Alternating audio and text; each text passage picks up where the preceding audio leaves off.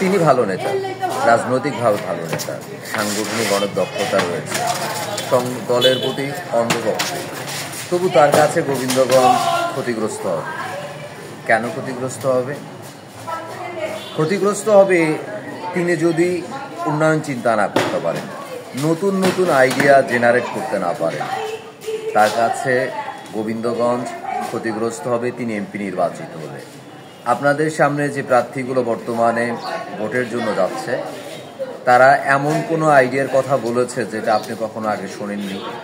তার চিন্তার ফসল যদি না বলে থাকে, তাহলে সেই নেতা আপনার জন্য কল্যাণকর কোনো আইডিয়া সামনে নিয়ে আসতে পারবে না।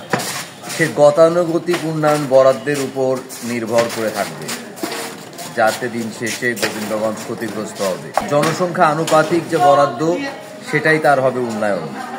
সেই উন্নয়নে প্রতি কিলোতে ফলক উন্মোচন করে সে প্রচার করবে উন্নয়ন। সে হবে দলের একনিষ্ঠ ভক্ত। সে দলের একনিষ্ঠ ভক্ত হয়ে অন্য দলের প্রতি বিরাগ ভাজন হবে। অন্য দলের অন্য মতাদর্শকে সে বিন্দুমাত্র শ্রদ্ধা করবে না। উদারনৈতিক নেতা হিসাবে তার অবশ্যই উন্নয়ন আইডিয়া থাকতে হবে। সে নতুন নতুন আইডিয়া চিন্তা করার মতন ক্ষমতাবান হতে হবে।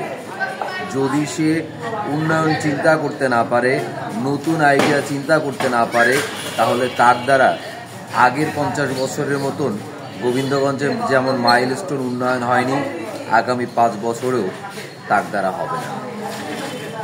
সেই নেতার দ্বারা সাধারণ মানুষ এবং ভিন্ন মতাবলম্বী মানুষ চরমভাবে ক্ষতিগ্রস্ত হবে, কারণ তিনি সংকীর্ণ চিন্তার মানুষ হয়ে থাকবেন।